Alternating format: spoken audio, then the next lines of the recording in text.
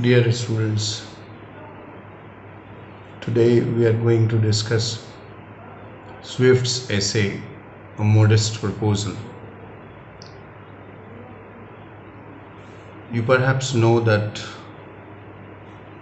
Swift, whose full name was Jonathan Swift, belongs to the group of neoclassical writers. And you know that I'm in the habit of discussing the writer first before I go to the text. So let us discuss a bit about Swift.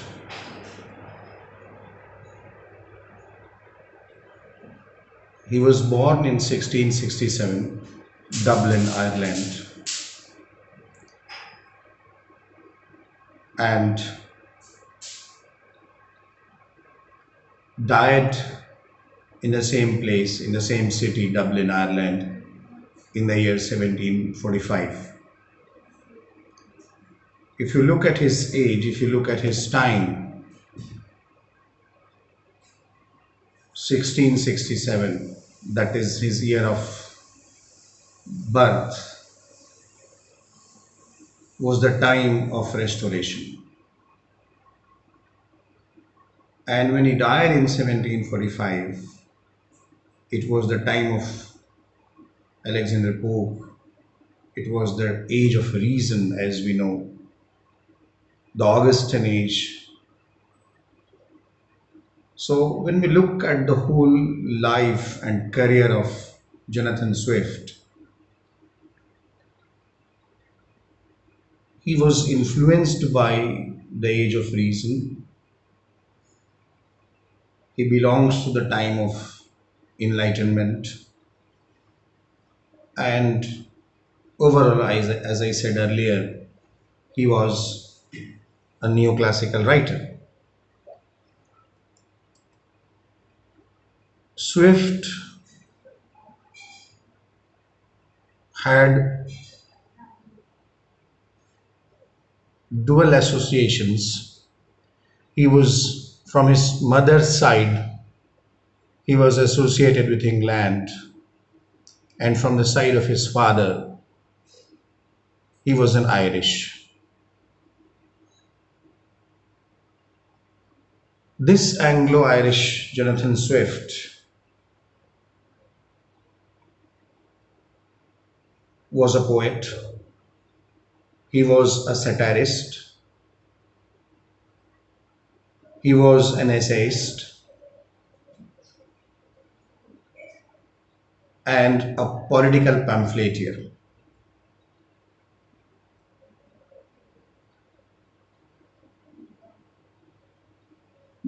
Most of his life was spent in the two countries, that is England and Ireland. His father died when he was quite a child, he was 4 or 5 years old. The mother left for England, and his guardianship was given to his uncle. Because of some epidemic in Ireland, he went to England. He spent most of his adulthood in England. So the childhood was spent in Ireland. Most of his adulthood was spent in England. And in the later part of his life, 30 or more than 30 years, he was in Ireland. From the side of his grandparents, from the side of his father, his family was associated with the family of Dryden. I mean, they had links with the family of Dryden, and also with the family of the very famous playwright and poet Sir William Devenant. So that background was there with Swift. As I said, that his life was divided into the two countries, Ireland and England.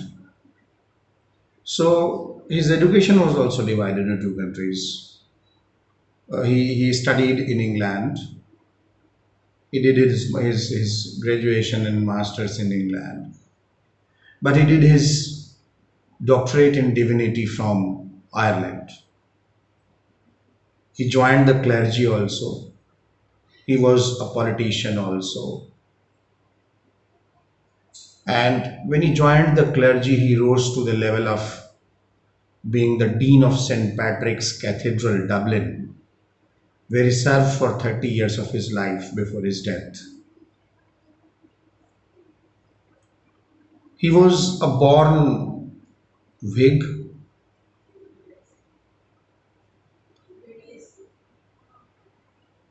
but in his young age, he was more attracted towards the Tory politics. He joined the Tories. He wrote political pamphlets for the Tories, and he even uh, edited the journal, the Tory journal, The Examiner.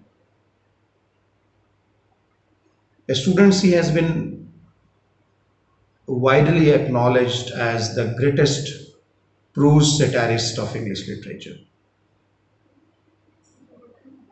You perhaps know that the Age of Restoration and the whole of Augustan period is very known for satirical literature.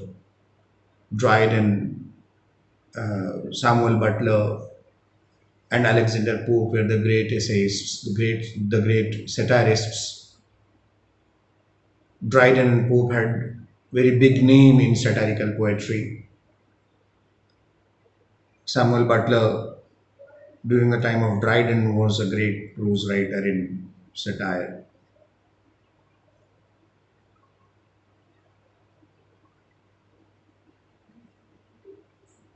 But certainly, as far as satirical prose is concerned, Swift is the greatest name. He is the biggest name. In the early part of his literary career, he wrote with a false name. He wrote with a pseudonym called Isaac Bickerstaff.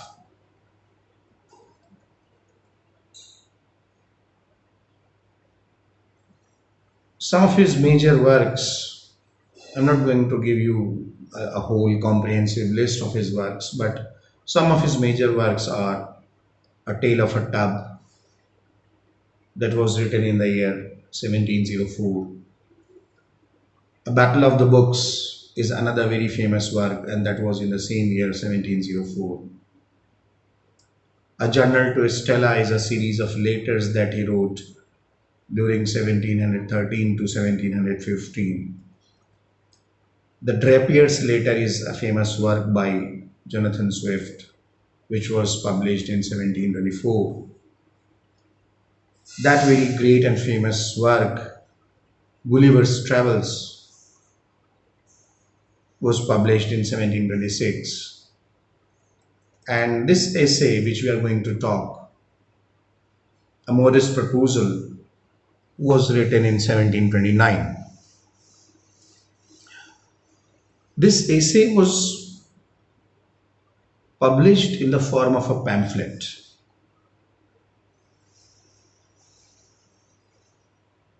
It had a very long title.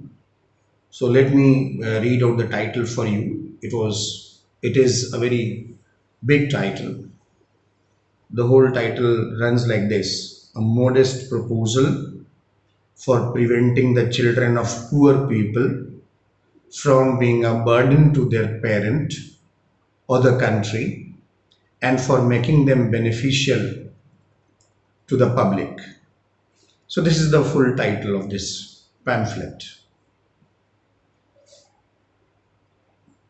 Students, it is basically a satirical essay. And you know that we have already said that Swift has been seen as a greatest prose satirist in English literature. The immediate reason, the circumstances in which this essay was written, let me discuss that immediate reason with you first, and then I'll come to the essay. The essay actually depicts the Ireland of 1720s.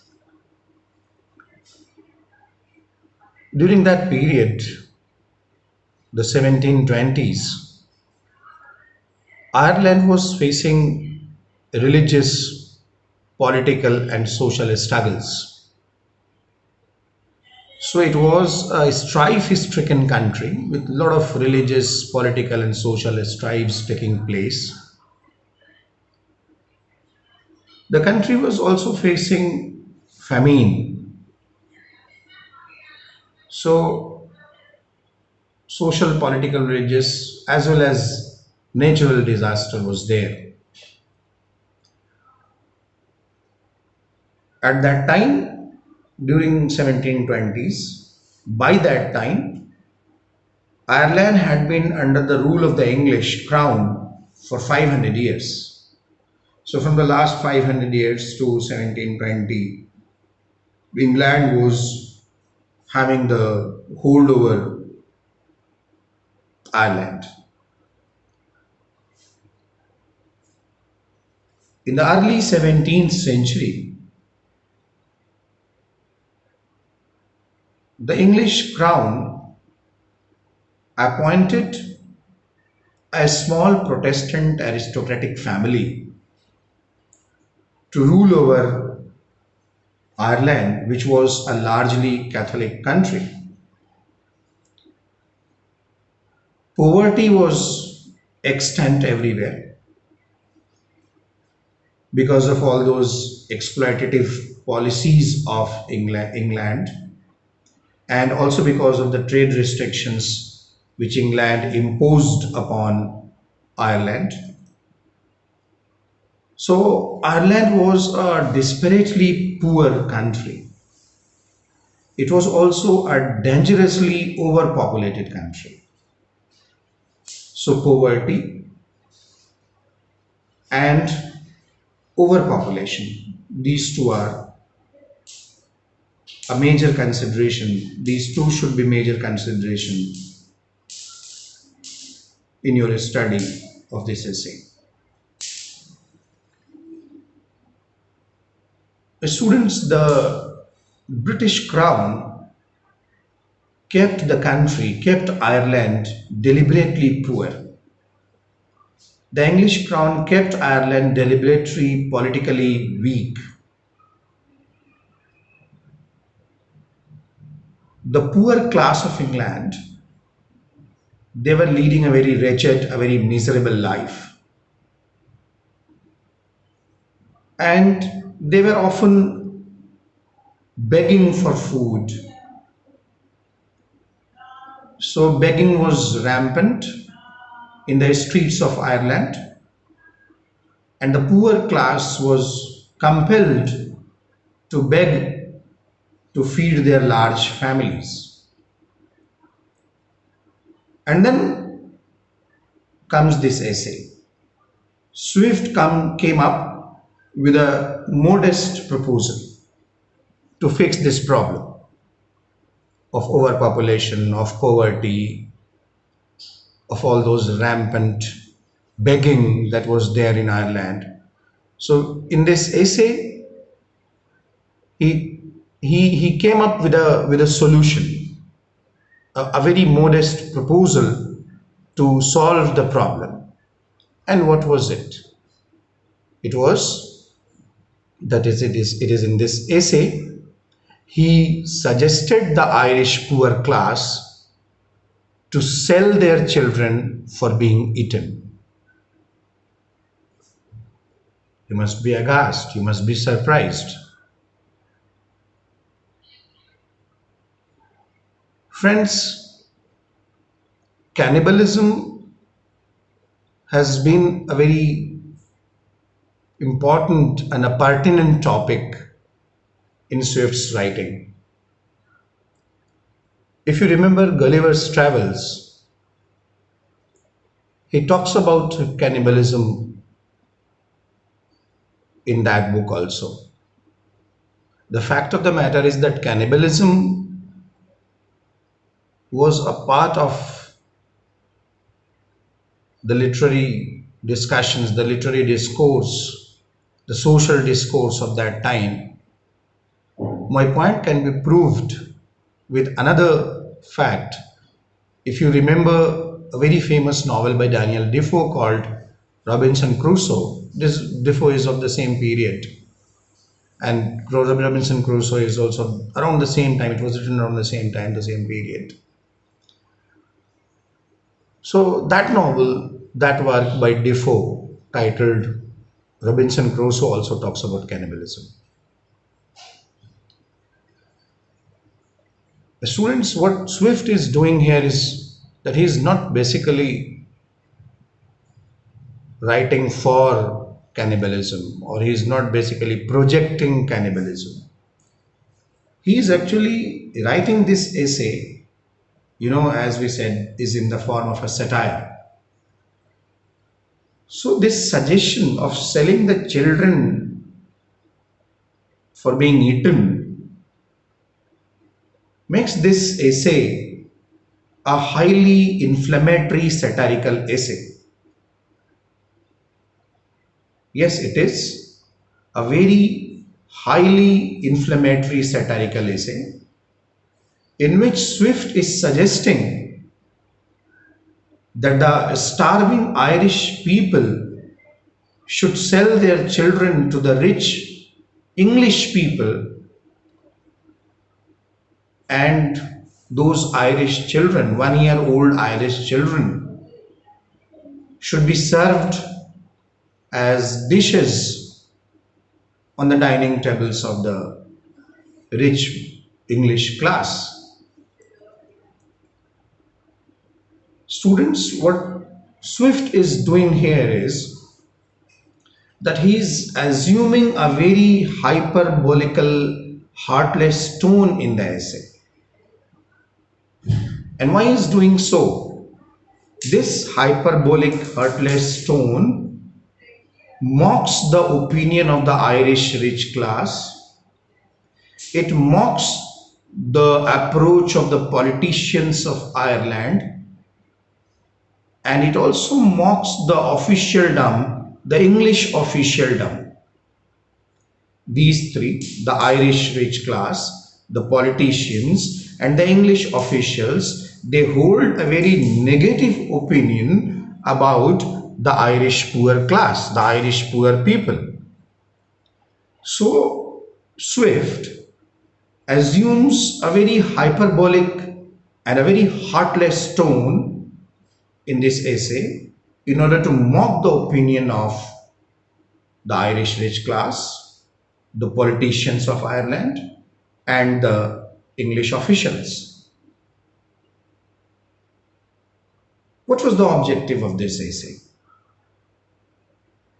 Perhaps the aim of Swift in writing this essay was not to solve the problems in Ireland. He actually intended to expose the ridiculousness of the quick fix schemes of the politicians and of the officialdom for relieving the problems of the country. So as we said that the country, Ireland, was facing a lot of problems. It was overpopulated. The people were highly poor. Begging was rampant.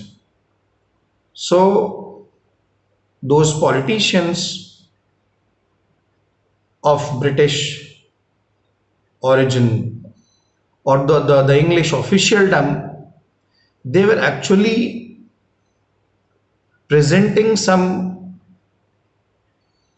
abnormal kind of schemes, and Swift is mocking those, ridiculing those quick fix schemes of the politicians and officialdom. The schemes which those politicians and those officials of British origin were proposing to relieve the problems of Ireland. So Swift is ridiculing in a very harsh manner, in a very venomous manner. Swift is ridiculing those quick fix schemes.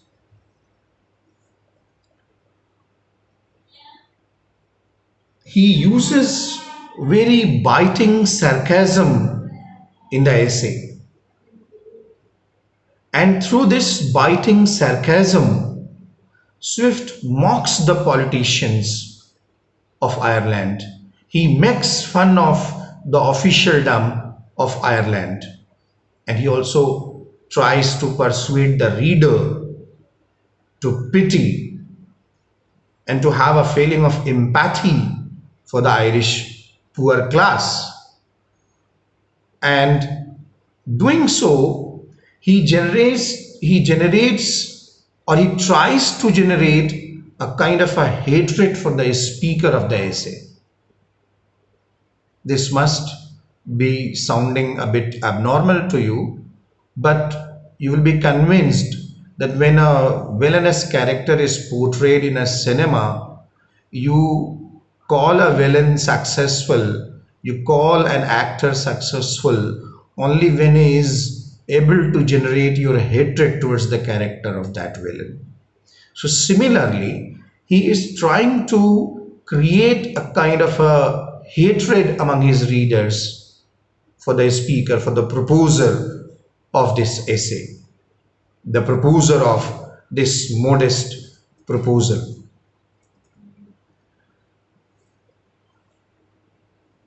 At that time when it was written, and when it was written in 1729. So at that time when this essay was written by Swift, it was a very new kind of an experiment in Western satirical literature.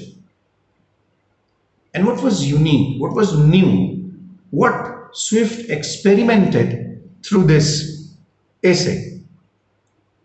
The rhetorical devices.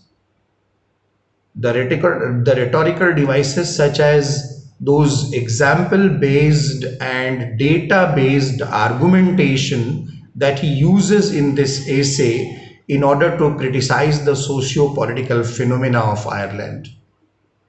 So, this use of example based and data based argumentation in the form of rhetorical devices that makes this essay a unique essay, a very new kind of an experiment in Western satirical literature of that period.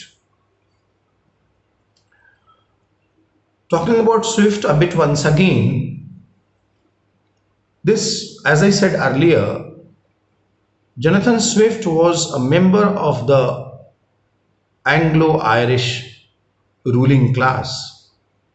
Therefore, he had close relations with the English and the Irish ruling class. He had a very better understanding of the Irish politicians and the English ruling class. During the 1720s, when he was the Dean of St. Dominic Cathedral at Dublin, he became politically involved in the Irish struggle for independence. He became politically involved in the Irish cause, so to say. And he was very much disturbed because of the English exploitation of Ireland.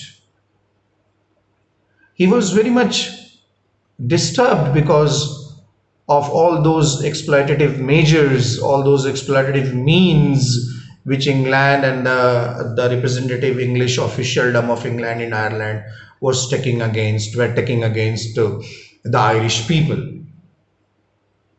So a modest proposal was in fact written in the form of a reaction against those worsening economic conditions in Ireland. Swift, as I said, that he involved himself in the 1720s with the politics of Ireland. He started taking interest in the politics of Ireland, and he was having a very empathetic approach towards the suffering class of Ireland. So he was constantly making appeals to the Irish Parliament.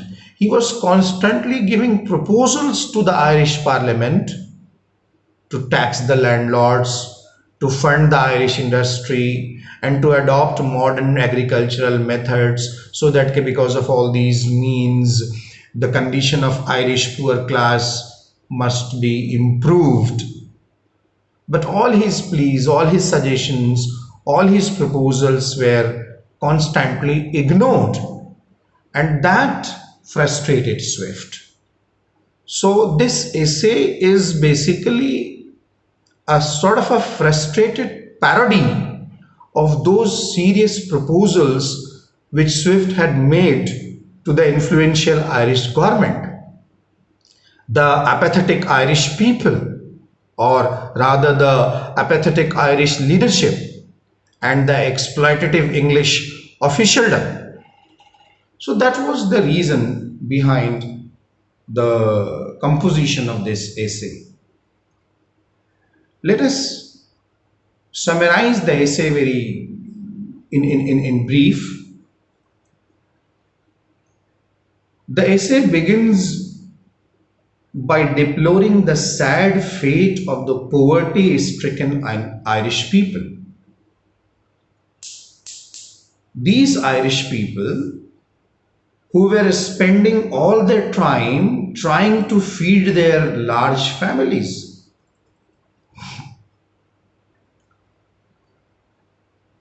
And in this essay, Swift comes up with a solution to the poverty in which the Irish families were forced to live. And what was that suggestion? The proposal. Swift suggests that the poor Irish families should fatten up their children and sell them to the rich English landowners. He argues that the children could be sold into a meat market as early as the age of 1.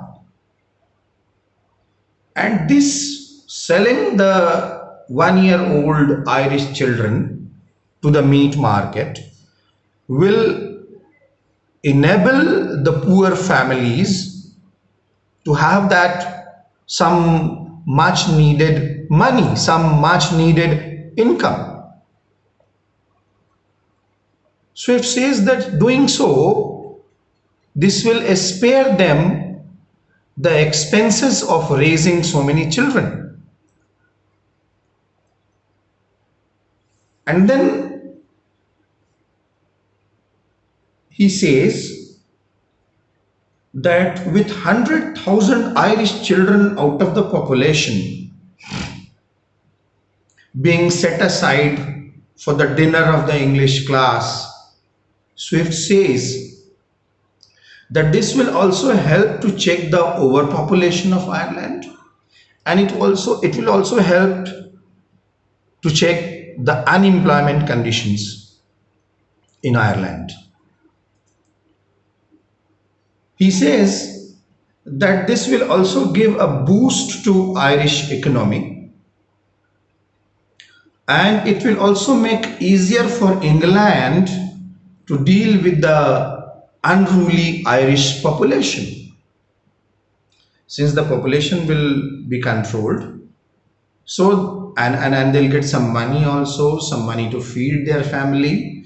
So ultimately this will make easier for England to deal with the unruly Irish population. Swift, in support of his idea, in support of his proposal,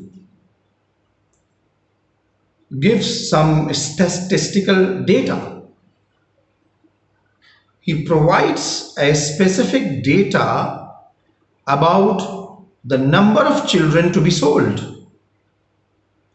Even he proposes the specific weight of the children, and he also proposes that what could be the specific price in which these children will be sold. And then further in the essay, he says that this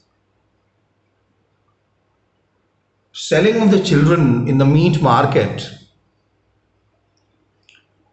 will also enable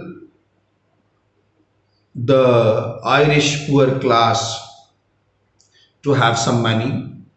It will also enable them to feed their family.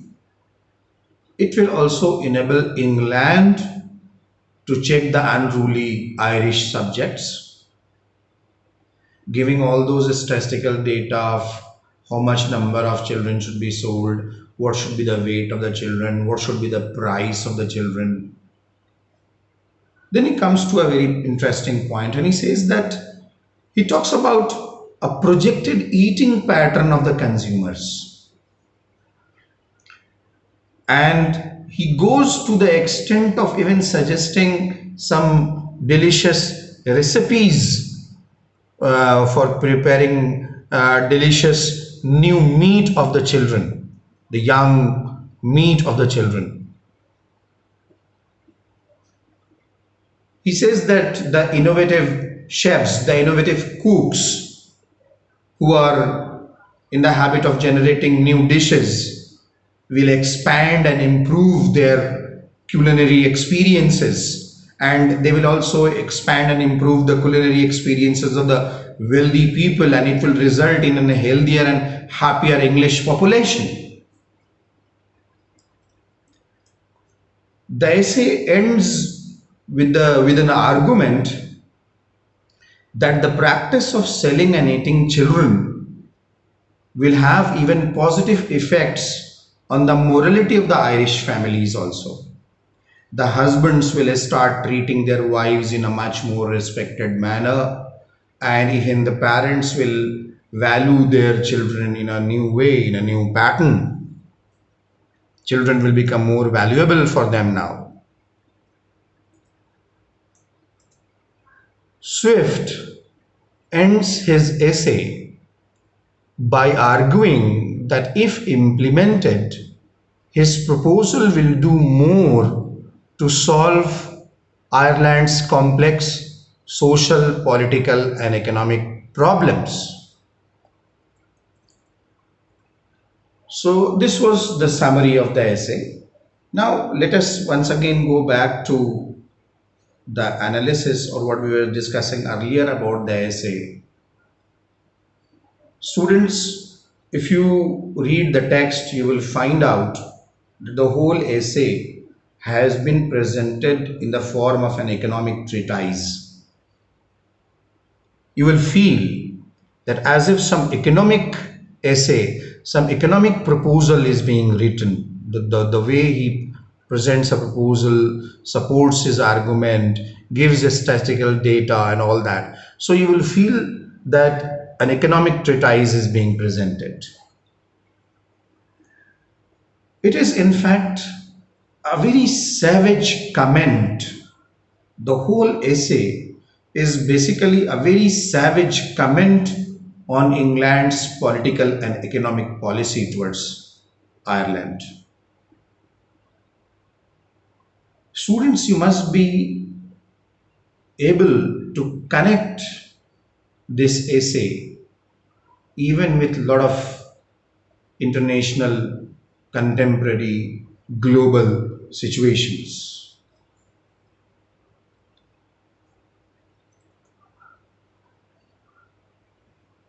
The essay is a Juvenalian satire. You know who was Juvenal, that very famous satirist? So the essay, A Modest Proposal by Swift, is a Juvenalian satire that aims directly at contemporary English society. So that is the target, that is the butt of ridicule, that is the point of condemnation. So he is condemning the English society, criticizing it very vehemently for its ruthless attitude towards the poor of Ireland, and also towards the contemporary policies which these English people had, which the English crown had in Ireland. Swift is also making fun of other pamphlets being written at the same time, being circulated at the same time. In fact, he was making fun of a few Whig pamphlets being circulated at that time. So the essay is an excellent example of sustained irony. You must notice the rhetorical devices, as I said earlier. I would like to mention a very important rhetorical device, apophasis, which has been used here in this essay. So I request you to go and get a good glossary of literary terms and look at this term apophasis there. You should also notice the use of metaphors in this essay, the way exaggeration, hyperboles are used in this essay. And towards the end of my discussion, I would like to tell you that why I like this essay. In fact, I must have told you sometime somewhere that those two writers whom I like across the neoclassical period, Jonathan Swift is one, and the other was Oliver Goldsmith. I love him because of his satire and because of his approach towards mankind.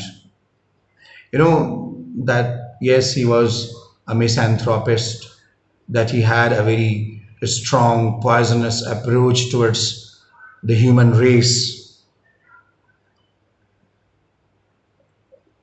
Why I like this essay is because of a very important critique of a contemporary economic theory of that time, which Swift does here in this essay.